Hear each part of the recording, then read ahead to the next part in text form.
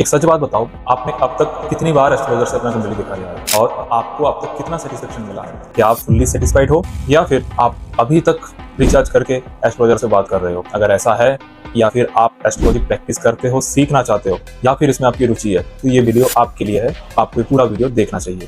यहाँ पर मैं आपको बताऊंगा कि कुछ राशि के बेसिक स्वभाव को जानते हुए अपने कुंडली और किसी की भी कुंडली बहुत अच्छे से डिटेल से उसकी नेचर को समझ सकते हो। चाहे वो प्रोफेशनली हो, फिर फैमिली रेस्पॉन्सिबिलिटीज की बात हो या फिर स्पाउस की बात हो, वो कैसे रहेंगे, उनके साथ आपकी डीलिंग्स कैसा रहेगा, ये स्वाभाविक रूप से सब कुछ चीज आप जान सकते हो। आपके सिबलिंग्स हुए, उनका भी लाइफ कैसा होगा, इन जनरल प्रेडिक्शंस पे आप देख सकते हो बहुत आसानी से राशि की स्वभाव समझते हुए। बात करते हैं इस बात को कंटिन्यू करने के लिए। पहली बात तो आपको किसी भी एस्ट्रोलॉजी ऐप से अपना कुंडली निकाल लेना है, डेट ऑफ बर्थ, टाइम और जन्म स्थान देके उसमें से एक चार्ट निकल के आएगा, ठीक है, जिसमें अलग अलग नंबर होगा, अलग अलग राशि का नाम लिखा होगा और साथ ही साथ वहां पर अलग अलग प्लैनेट्स बैठा हुआ है। अगर वहां पर आपको पता है कौन से नंबर कौन से राशि को रिप्रेजेंट करता है तो बहुत अच्छी बात है। अगर नहीं है तो मैं यहाँ पर एक चार्ट लगा दूंगा जहां पर आप जान सकते हो कि पहले नंबर कौन से राशि को डिनोट करता है, दूसरा नंबर कौन से राशि को डिनोट करता है, और इसी तरह से 12 राशियां होते हैं। 12 राशियां कैसे कैसे अलग अलग राशि को डिनोट करते हैं। अगर इतना तक आप जानते हो, आधा काम आप कर चुके हो। अब रहा हाउसेस की बात। कौन से हाउस कुंडली में, पहला घर को फर्स्ट हाउस कहते हैं, दूसरे घर को सेकंड हाउस कहते हैं, और ये एंटी क्लॉकवाइज इस डायरेक्शन में चलते रहते हैं। अगर आप नहीं जानते हो कौन से हाउस किस चीज को रिप्रेजेंट करते हैं, इसके बारे में मैं छोटा सा अपने स्क्रीन पे लगा रहा हूँ, आप देख सकते हो। वीडियो को पॉज करके उसका स्क्रीनशॉट भी आप ले सकते हो, ठीक है। अगर इतना आपने कर लिया तो अब हमारी वीडियो शुरू होता है। आपके कुंडली में फर्स्ट हाउस में यानी लग्न भाव में अगर मेष राशि बैठा हो, मेष राशि किस चीज को दर्शाता है? मेष राशि दर्शाता है न्यूनेस को, क्योंकि मेष राशि पहला नंबर का राशि है, तो न्यूनेस है और हमारे एग्रेसिव नेचर्स को, ठीक है, अर्थात हमारे लाइफ में होने वाले फर्स्ट एक्सपीरियंस को। जैसे कोई भी नया चीज हम जब धारण करते हैं, अगर आप नई चप्पल धारण करते हैं, आपको भले ही वो चप्पल कितना सुखप्रद लगे, पर लगाने के बाद श्योर है आपके पैर पे छाले आ सकते हैं। उसके बाद जैसे तैसे करके आपने उसे पहनना सीख गया, बॉडी के साथ वो एडजस्ट हो गया, तो उसके बाद वही चीज कंफर्टेबल हो जाता है और लंबे टाइम तक उस शूज को आप पहन सकते हो, पहले जैसा दिक्कत नहीं होता है। उसी तरह से हमारे लाइफ में भी जब कोई पहले इंसान हमारे जिंदगी में आता है या फिर घर में कोई नया इंसान हमारे आते हैं, उसके साथ एडजस्ट करने में पहले इश्यूज होता है। उसी के साथ कहीं ना कहीं बार बार बात बात पे झगड़ा लगना, बार बार उसके साथ मिसकम्युनिकेशन होना दर्शाता है। बट बाद में चल के हम लड़ झगड़ के उनके साथ बैलेंस बनाना सीख गए तो उनके साथ एडजस्ट हो जाता है। मेष राशि कुंडली पे जहां पर भी होगा आपके, वो न्यूनेस को दिखाता है। पहले आपको दिक्कत देगा, बाद में चल के वही चीज आपको सुख देगा। पहले आपको संघर्ष देगा, फिर उसमें जाके सक्सेस देगा। और ये ऐसा संघर्ष है मेष राशि कुंडली में, जहां पर भी बैठेगा जिस हाउस में, जैसे उस हाउस रिलेटेड जो भी संघर्ष आपको होगा, बहुत होगा, बहुत स्ट्रगल करोगे और स्ट्रगल करके आप उस चीज को छोड़ के नहीं जाओगे, खूब जद्दोजहद करोगे उसमें सक्सेस पाने की, उस पर पकड़ बैठाने की। पकड़ बैठाने के बाद उसी पे ही आपको मजा आने लगता है, जैसे आपने कोई बाजी जीत लिया हो। जैसे न्यू शूज खरीदते हैं, पर जब हम छाले आ जाता है पैर पे, क्या हम उसे फेंक देते हैं? नहीं ना। हमारी जिंदगी में कोई भी न्यू पर्सन आता है, घर में कोई नया मेहमान आता है, झगड़ा होता है, क्या उसे घर से बाहर कर देते हैं कि तेरे आने के बाद झगड़ा हो रहा है, तू निकल जाए घर से? ऐसा नहीं करते ना। झगड़ा करते हैं, फिर एडजस्ट करते हैं, फिर उनके साथ रहना सीख लेते हैं। उसी शूज को हम फेवरेट शूज भी आगे चल के बन सकते हैं। उसी तरह हर एक चीज, अगर वही मेष राशि आपके फर्स्ट हाउस में हो रहा है, तो न्यूनेस किसके साथ हो रहा है? खुद के साथ। आपके शरीर पे बार बार हो सकता है ऐसा देखने को मिले, बचपन में आपको काफी सारे रोग सताया है, बार बार इश्यूज आपको हुआ हो, चलते फिरते चोट लग रहा हो, और कहीं ना कहीं आपकी शुरुआती जिंदगी संघर्षपूर्ण रहा हो। आगे चलकर लड़ते झगड़ते आप एक लड़ाकू स्वभाव के बन चुके हो अपने जिंदगी के, किसी का साथ नहीं कह रहा हूं मैं यहाँ पर, अपने जिंदगी के लाइफ बैटल फाइट करके आपने जीत लिया हो और आगे चलकर आप काफी स्ट्रांग हो चुके हो। न्यूनेस, पहले वो संघर्ष जो हमें सताता है, बाद में चल के वो हमें उसी में सक्सेस भी देता है। ये रहा मेष लगन वालों की बात। मेष राशि अगर 10th हाउस में होता तो कैसा होता? आपके प्रोफेशंस, प्रोफेशंस में काफ़ी संघर्ष आपको पहले शुरुआती टाइम में देखने को मिल सकता है। उसमें बहुत सारे चैलेंजेस आए, प्रोफेशंस कई बार बदले होंगे आपके डेफिनेटली, और संघर्ष के बाद 2 3 4 साल शायद आपने बहुत एडजस्ट किया अपने ऑफिस कॉलीग के साथ मिक्सअप होने की, अपने बॉस के दिल जीतने के लिए, जहाँ पर भी आप काम कर रहे हो वहाँ पर पकड़ जमाने के लिए, क्योंकि आपका ये जॉब परमानेंट हो जाए या आपसे जॉब छूटे ना। ठीक है, बहुत संघर्ष किया होगा आपने, उसके बाद आगे चल के संघर्ष के बाद उसी में आपकी बहुत स्ट्रांग पकड़ आ गया हो और ऐसा लगता होगा कि हमने बाजी जीत लिया है। इसी ऑफिस में एक टाइम पे मुझे आने का मन नहीं करता था, फिर भी हम लड़ते झगड़ते आए और अभी इस ऑफिस में ही मैं बड़े ऊंचे पोजीशंस पे हूँ। मेष राशि अगर 7th हाउस में आपका हो रहा है तो क्या हो सकता है? मेष राशि अगर 7th हाउस में होगा तो आपके जो पार्टनर, चाहे वो बिजनेस के हो या फिर लाइफ पार्टनर हो, जब भी आपकी जिंदगी में आएंगे, वही मैरिज हो, बिजनेस हो, एक्टिवेट होगा आपके लाइफ में ये इवेंट्स, होते ही आपको पहले कॉल्यूशन सताएगा। आपको काफी सारी इश्यूज आएंगे, उनके साथ एडजस्ट होने का नाम ही नहीं लोगे आप दोनों एक साथ, है ना। पहले शुरुआती जिंदगी में काफी संघर्ष, उसके बाद लड़ते झगड़ते दोनों एक दूसरे के साथ, आगे चल के दोनों एक दूसरे को समझना शुरू कर दिया। भले ही लड़ाई झगड़ा अब भी होता है, फिर भी अब एक दूसरे के ऊपर भरोसा ज्यादा स्ट्रांग हो चुका है, ट्रस्ट और भी ज्यादा स्ट्रांग हो चुका है, न्यूनेस होता है। ठीक है, अब हर बार आप अपने न्यूनेस क्या हो सकते हैं यहाँ पर, हर बार अपने स्पाउस का एक नया पर्सनालिटी देख सकते हो, उनसे एक नया बिहेवियर देख सकते हो। सडनली देखोगे अरे वो या फिर कोई नया इनिशिएटिव वो लाइफ में बार बार शुरू कर रहा है, सक्सेस हो फेल हो वो अलग बात है, पर बार बार आपके साथ कुछ ना कुछ नया प्लानिंग के साथ, बिजनेस भी करते हो तो बिजनेस में भी कुछ ना कुछ नया प्लानिंग बार बार होगा। इनिशियली एक प्लानिंग के साथ आप बहुत लंबे टाइम तक नहीं चल सकते, बार बार अलग अलग प्लानिंग बदलते रहेंगे। ये मेष राशि का स्वभाव है, तो न्यूनेस और पहले दिक्कत, बाद में चल के सक्सेस, ये होता है। अब वृषभ राशि, वृषभ राशि का स्वभाव क्या है? वृषभ राशि स्थिरता का राशि है, आर्थली एलिमेंटल राशि है। मेष राशि अग्नि तत्व की राशि है, वृषभ राशि आर्थली एलिमेंटल की राशि है। कुंडली में वृषभ राशि जहां पर भी होगा उससे रिलेटेड आपको स्थिरता हमेशा चाहिए होगा और उसी रिलेटेड शो ऑफ भी आप करोगे। ठीक है, कुंडली में अगर वृषभ राशि किसी के लगन पे हो जाए, वृषभ राशि किसी के लगन पे हो जाए तो जातक देखने में बहुत स्थिर लगेंगे आपको, यानी इनके जो भी प्लानिंग्स होंगे बहुत गंभीर रूप से आराम से बात करने का आदत होगा, है ना। उनके चंचल स्वभाव आप कम ही देखोगे, पर जो भी डिसीजन ये लाइफ में लेंगे बहुत सोच समझ के लंबे प्लानिंग के साथ लेंगे। या ऐसा नहीं कि कहीं पर भी आज यहाँ पर है और कल वहां पर है, आज ये इसके साथ है कल वो किसी के साथ है, ऐसा देखने को नहीं। आज इस कंपनी के साथ जुड़े हुए तो 2 दिन 4 दिन बाद बैठा नहीं, कंपनी चेंज कर दिया, ऐसा नहीं देखोगे। आज कहीं पर पैसा लगाए, कहीं 2 दिन बाद कहीं और पैसा लगाए वहां से निकाल के, ऐसा नहीं देखोगे। ये लोग जो भी लाइफ में डिसीजन लेते हैं सोचते सोचते काफी टाइम लगाते हैं, धीरे धीरे धीरे धीरे धीरे धीरे सोच के स्टेप लेते हैं, और जिसको उन्होंने एक्सेप्ट कर लिया, जिसको उन्होंने जीवन साथी मान लिया, जिसमें उन्होंने ट्रस्ट दिखा दिया, उन्हीं के साथ बड़े लंबे टाइम तक कंटिन्यू करेंगे। स्थिरता की राशि है और साथ ही साथ शो ऑफ भी करेंगे, हाँ हमारे ये है देखो। ठीक है, ये शो ऑफ। तो वृषभ राशि अगर 2nd हाउस में आप हो जाए तो कैसा हो सकता है? 2 नंबर की राशि वृषभ राशि, अगर मानो आपकी कुंडली में 2 नंबर 2nd हाउस पे लिखा हो तो वृषभ राशि 2nd हाउस में हुए, तो वृषभ राशि टॉरस जब 2nd हाउस में हो जाएंगे तो आपकी कुछ भी वाणी बोलो उससे पहले 10 बार आप सोचोगे, स्थिर गंभीर बोलोगे आप, ज्यादा ऊट पटांग बात नहीं कहोगे आप। ठीक है, और क्या हो सकता है? आपके रिलेटिव्स काफी शांत प्रकृति के हो सकते हैं, थोड़ा डाउन टू अर्थ भी हो सकता है।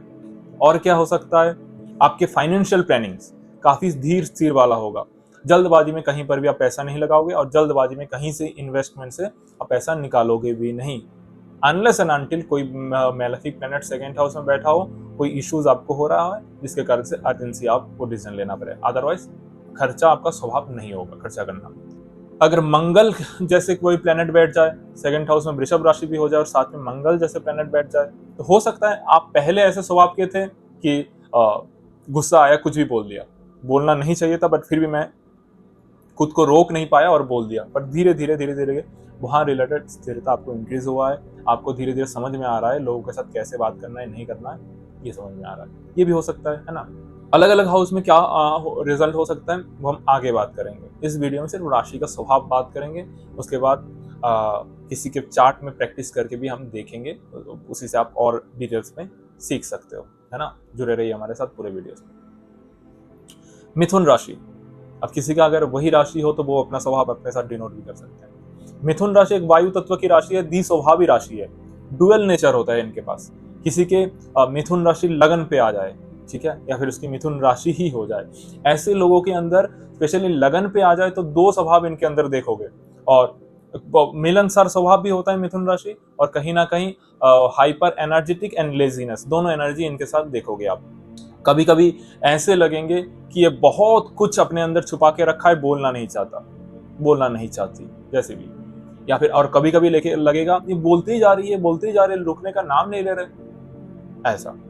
मिथुन राशि किसी के 5th हाउस पे आ जाए, ठीक है, ऐसे लोग अगर किसी के साथ रिलेशनशिप में आए, सामने वाला बड़े डिस्टर्ब हो जाते हैं। क्यों? कभी कभी देखोगे आप बहुत बाबू मोनू सोना जैसा प्यार भरी बात कर रहे हैं, ठीक है, आपके ऊपर प्यार लुटा रहा है, ठीक है, और कभी कभी आप चाहोगे चलो इसी तरह से हम आज कल भी बात करेंगे, कल जैसे नॉक नॉक करोगे उसे क्या है, आज कोई मूड नहीं है तुमसे बात करने का, चले जाओ, तो उस बंदा सामने वाला शॉक्ड हो जाएगा, क्या है तुम्हारा ओरिजिनल और क्या है तुम्हारा डुप्लीकेट, ठीक है। हालांकि मिलनसार बिहेवियर तो होगा अगर लगन पे मिथुन राशि आ जाए, और कभी कभी बिल्कुल भी बात नहीं करेंगे, बिल्कुल भी बात बंद कर देंगे, और कभी कभी बहुत बात करते ही रहेंगे। इनके अंदर दो एनर्जी एक साथ चलता रहता है, तो कई बार ये लोग ठीक से उपाय करें तो इसका कंट्रोलशिप आ सकता है धीरे धीरे, अदरवाइज डुअलिटी में सोच सोच के इनका काफी टाइम वेस्ट होता है कि ये करूं या ना करूं, करूं या ना करूं, जब तक ये सोचता है तब तक काफी टाइम चला जाता है।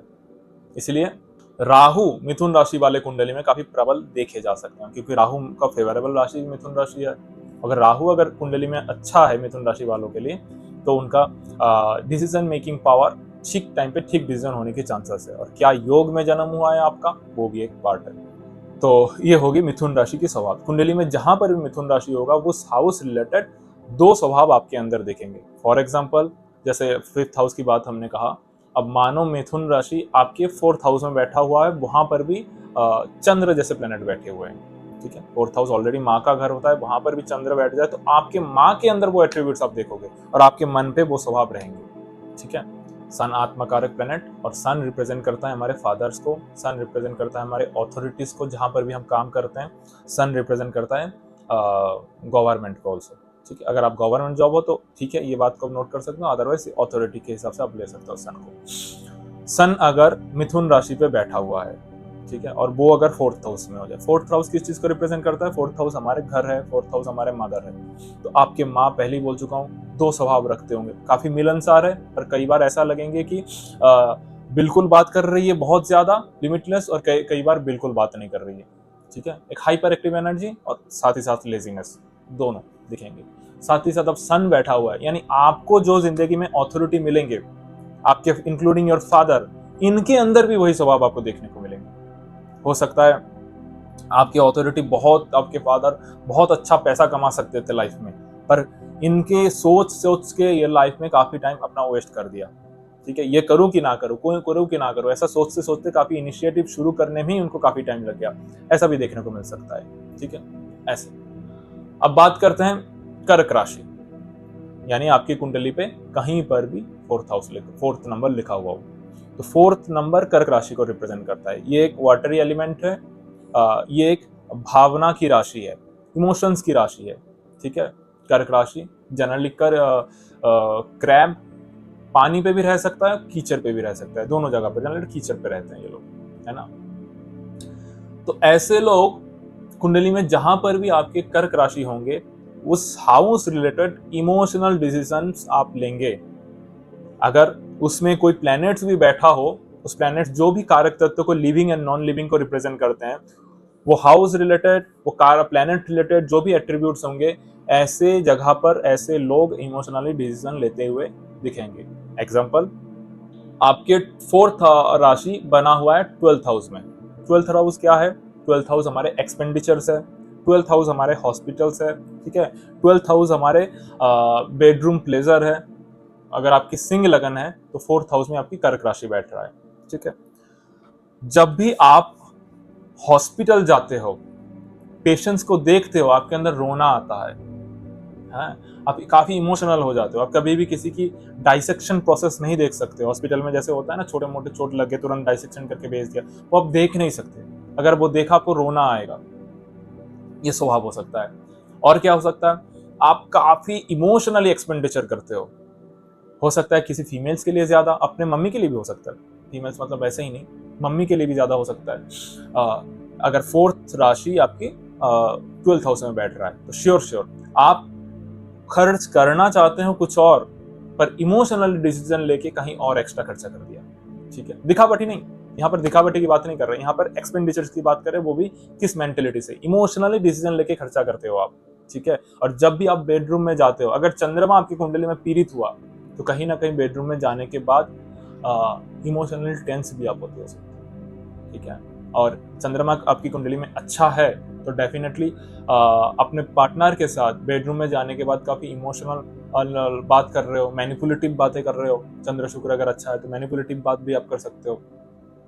कर्क राशि अगर 11th हाउस में आपके हो जाए तो क्या स्वभाव हो सकता है, आपके जो भी नेटवर्क्स बनेंगे लाइफ में, जो भी फ्रेंड सर्कल्स होंगे, और जो भी आपके एल्डर सिबलिंग्स हैं। तो 11th हाउस किस चीज को रिप्रेजेंट करता है, एल्डर सिबलिंग्स को रिप्रेजेंट करता है, हमारे प्रॉफिट्स को रिप्रेजेंट करता है, और क्या चीजों को रिप्रेजेंट करता है, हमारे फ्रेंड सर्कल को भी 11th हाउस रिप्रेजेंट करता है। ठीक है, तो जो भी आपके एल्डर सिबलिंग्स होंगे वो काफी इमोशनल मिलेंगे आपको, थोड़ा रोने धोने वाले, थोड़े से इमोशनल डिसीजन लेने वाले ऐसे मिलेंगे। इवन जो भी आपको फ्रेंड्स मिलेंगे वहां पर अगर बुध बैठ जाए तो और भी ज्यादा कॉन्फर्म है, आपके फ्रेंड्स मैक्सिमम इमोशनल मिलेंगे आपको। आपके साथ उनका अटैचमेंट भावनात्मक होगा, आवेगिक अटैचमेंट होगा, ना कि दिखावटी या फिर फायदे के लिए, है ना। बहुत टाइम से वो मेरे साथ जुड़ा हुआ है, आज का थोड़ी संबंध है उनके साथ, बहुत पुराना संबंध है। ऐसे मेरा फ्रेंड, इनके साथ मित्रता मैं कैसे तोड़ सकता हूँ, नहीं नहीं, उनके साथ तो मेरा परिवार वाले भी जानते हैं, है ना। ये आपके अंदर आ जाता है। तो ऐसे भावनात्मक रूप से आप अपने मित्रों से जुड़ सकते हो। अगर प्रॉफिट्स भी होगा, अगर बिजनेस में आपके नेटवर्क्स भी इंक्रीज होगा आपके, जब भी, तो वहां पर भी इमोशनल बातों से आप लोगों से कनेक्ट करोगे। ठीक है, आपकी बातें लोगों को इमोशनली कनेक्ट करने में हेल्प करेगा, उसी से आप लोगों से जुड़ रहे हो, है ना। कहीं ना कहीं आपकी बातें दूसरों को, मन को हील करने वाला भी हो सकता है। ठीक है, आपके भावना, उनके भावना, आपकी बातें सुनकर वो लोग काफी पॉजिटिव फील कर रहा हो। मेक श्योर आपकी कुंडली में प्लैनेट्स भी अच्छे हो, स्पेशली मून। ये होगी कर्क राशि की स्वभाव की बात। अब बात करते हैं सिंह राशि। ये सिंह राशि यानी कुंडली में कहीं पर भी आपके 5 नंबर लिखा हो, लियो। अब सिंह राशि किस चीज को डिनोट करता है, सिंह राशि डिनोट करता है कुंडली में जहां पर भी सिंह राशि होगा उस हाउस रिलेटेड ईगो आपके साथ जुड़ा हुआ होगा। ठीक है, उस हाउस रिलेटेड ईगो आपके अंदर नेचुरली फीड होगा, उस house related aggressive nature with attitude बिल्कुल होगा आपके पास। ठीक है, वही सिंह राशि आपकी लगन पे हो जाए तो क्या क्या हो सकता है, लगन पे हो जाए तो आपकी ईगो किस चीज को लेकर, खुद को लेकर। आप स्वयं एक ईगोइस्टिक हो पर्सन होगे, अगर आप मेरे साथ सहमत हो तो, एक्सेप्ट कर पा रहे हो तो ये बातें, आप स्वयं एक ईगोइस्टिक पर्सन हो गए। भले ही ढैया या सारे साथी में आपको रियलिटी स्ट्राइक काफी हो चुका है, आप हम्बल हो चुके हो, बट आप थे बहुत ईगोइस्टिक थे, आप खुद को लेकर ईगोइस्टिक हो। ठीक है, और क्या हो सकता है, ये हमारे बॉडी, फर्स्ट हाउस हमारे बॉडी है। ठीक है, हमारे पूरे हेल्थ है, हमारे हेड भी है फर्स्ट हाउस। तो सिंह का केशर कैसे होता है, लंबे लंबे बाल होते हैं, बहुत शार्प उनके बाल होते हैं। ठीक है, आप यहाँ पर अपने सर के ऊपर बाल देखना। ठीक है, आपको कभी भी वो सिल्की स्मूथ वाला बाल नहीं होगा आपका, बड़े ही हार्ड बाल होगा, खड़े खड़े होके ऐसे यहाँ पर बाल होंगे, सिंह जैसा केसर हल्का सा निकलता हुआ आपको दिखेगा। ठीक है, ऐसा मतलब बिल्कुल भी नहीं आप लायन कह रहा हूं मैं आपको, नहीं, बस ये स्वभाव है। लगन पे बैठा है सिंह राशि तो वो स्वभाव आपको देगा। और क्या हो सकता है, आपको देख के लोग कहेंगे तुम बहुत इगोइस्टिक हो, पर आप कहोगे मैं तो हूं ही नहीं, कहेंगे, क्योंकि लगन में सिंह राशि बैठा हुआ है। सिंह राशि अगर आपके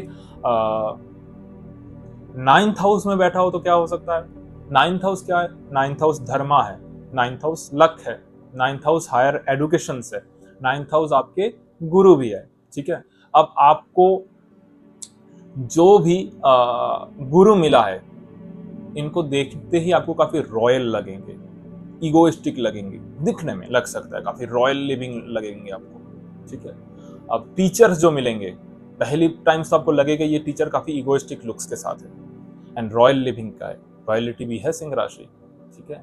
तो ये आपको दिखेगा। और क्या होगा, जब आप धर्म स्थान पे जाओगे, तीर्थ यात्रा करने जाओगे, आपकी लिविंग रॉयल होता हुआ दिखेगा, या फिर आपके अंदर चेहरे में एक इगोइस्टिक तेज आएगा। अब मैं नहीं कर रहा हूँ हर बातें नेगेटिवली, कि ऐसा कैसे हो सकता है कि आप तीर्थ यात्रा में जाने से कोई इगोइस्टिक ऐसा हो सकता है, तीर्थ यात्रा जाने से ईगो हम्बल होना चाहिए, वो अलग में लोग दिखने में ऐसा लगेंगे। जैसे सिंह राशि वाले आप दिखने में लगते हैं बहुत इगोइस्टिक, हालांकि होता भी है, पर जरूरी नहीं वही ईगो का मिसयूज हर कोई कर रहा है ना। नॉर्मल ईगो सबके पास होता है। तो जब आप इस 9th हाउस एक्टिवेट होगा, आप हायर एजुकेशन करोगे, आपके अंदर ईगो बिल्डअप होता आप देखोगे, ठीक है, ऐसा।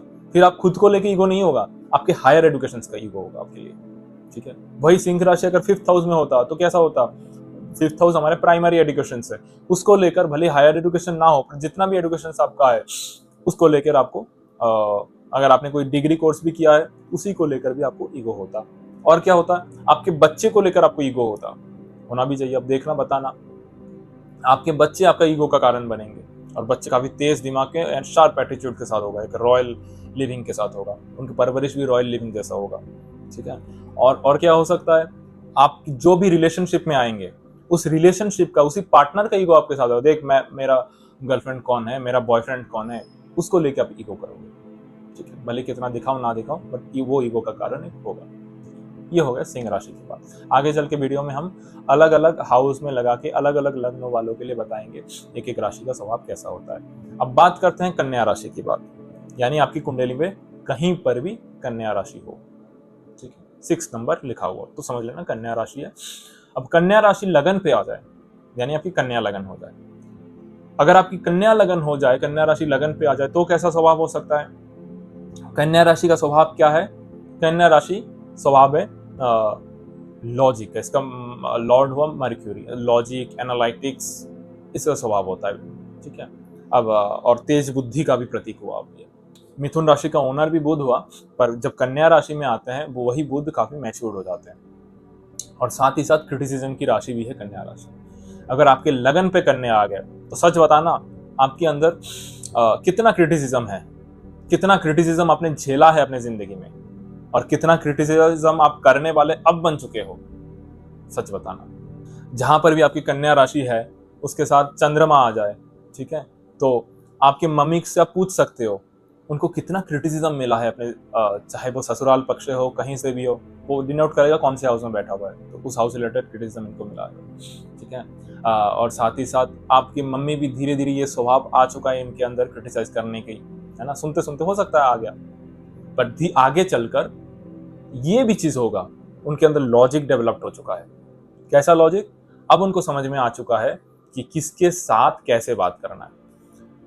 अगर आपके अंदर ये है स्वभाव, क्रिटिसाइज हुआ है, अब हम भी बहुत क्रिटिसाइज करते हैं लोगों की, विश्वास कर लीजिए आपकी कन्या लगन या फिर जहां पर भी कन्या राशि है वहां पर आपकी आत्मकारक प्लैनेट बैठा होगा, 100% श्योर। कन्या लगन, कन्या राशि या फिर कन्या राशि जहां पर भी होगा, आत्मकारक प्लैनेट, आत्मकारक प्लैनेट सबसे हाईएस्ट डिग्री के प्लैनेट। तो कहीं ना कहीं आप जिस दिन क्रिटिसिज्म लोगों की बंद करोगे, उसी दिन से सामने वाला के बिहेवियर चेंज होता भी आप देखो।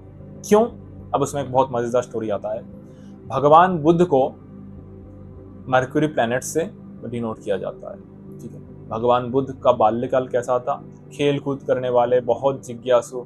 मिथुन राशि का प्रभाव देखोगे, दोनों स्वभाव उनकी जिंदगी में प्रेडिक्शंस भी यह था, या तो वो बहुत सुंदर राजा बनेगा या फिर बहुत सुंदर वैरागी बनेगा, दोनों में से एक होगा, ठीक है, डुअलिटी आ गया। अब बचपन में उनका स्वभाव कैसा था, बचपन कभी तो बहुत शांत रहते थे, कभी चंचल हो जाते थे, ठीक है, पर हमेशा प्रश्न करते थे ये लोग, हमेशा प्रश्न करते थे भगवान बुद्ध, ठीक है। बचपन में बहुत प्रश्न आते थे, बहुत चीज़ों को एनालिसिस बहुत डीपली समझते थे, और आगे आप जानते हो किस तरह से वो उन्होंने अपना ही शहर पहली बार भ्रमण करने के लिए निकला अपने मंत्री के साथ, और मंत्री ही उनका गुरु बन गए, और वहाँ से उनका वैराग्य आया, ठीक है।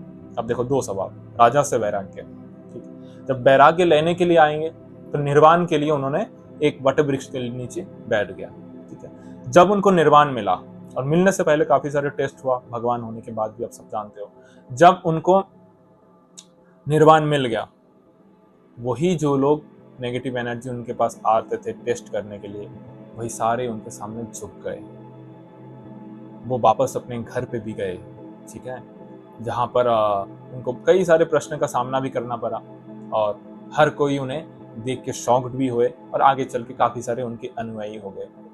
कुछ कुछ जगह पर ऐसा भी वर्णन आता है कि उनके बच्चे भी उनके अनुयायी बन गए, ठीक है। तो जब भी आपकी कन्या लगन है, कन्या राशि है स्पेशली कन्या लगन वालों के लिए, जिस दिन आपने दूसरों की क्रिटिसिज्म करना बंद कर दिया और आपको समझ आ चुका है किसके साथ कैसे बात करना है और कितना बात करना है, आप देखोगे कहीं ना कहीं सामने वाला भी आपके ऊपर जो रवैया इतना दिनों से चल रहा था परिवार में भी, वो बदलता हुआ दिखेगा।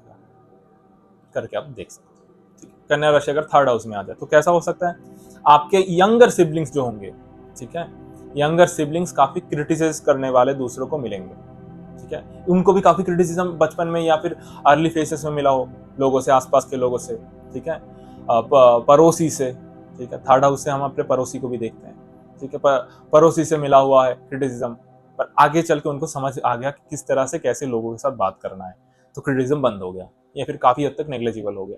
100% श्योर ये चीज आप देखोगे। उसमें कौन सा प्लेनेट रहता है, अगर उसमें वीनस जैसे प्लेनेट रह गए, शुक्र, तो कौन क्रिटिसाइज करने वाले हुए, आपके स्पाउस। उनके आपके स्पाउस जो भी आपके स्पाउस होंगे, उनके अर्ली फेजेस में आपको बहुत सारा क्रिटिसिज्म मिलेगा, बहुत सारा क्रिटिसिज्म झेल के आई है। अब ये इनके अंदर भी नया क्वालिटी डेवलप हो गया जो पहले नहीं था, सुनते सुनते सुनते अब ये जवाब देने लग गई, ओके। और जिस दिन उन्होंने ये अपना हैबिट चेंज कर लिया कि आज से हम लोगों के साथ इस तरह से क्रिटिसाइज नहीं करेंगे, आज से हम लोगों के बड़े सोच समझ के बात करेंगे, देखिएगा सामने वाला की रवैया भी आपके लिए चेंज होता हुआ, 100% श्योर, या आजमा के देख सकते हो। तो ये रहा 1 से लेकर 6 राशि का स्वभाव और अलग अलग हाउस में इसका कैसा रिजल्ट देते हैं। अब हमें कमेंट करके बता सकते हैं आपको कैसा अच्छा लगा है, और अच्छा लगा इस वीडियो को आप शेयर भी कर सकते हो, सब्सक्राइब ऑफ कोर्स कर लेना आप। हम आगे चलकर और 6 राशि का स्वभाव के बारे में बताएंगे। राधे श्याम।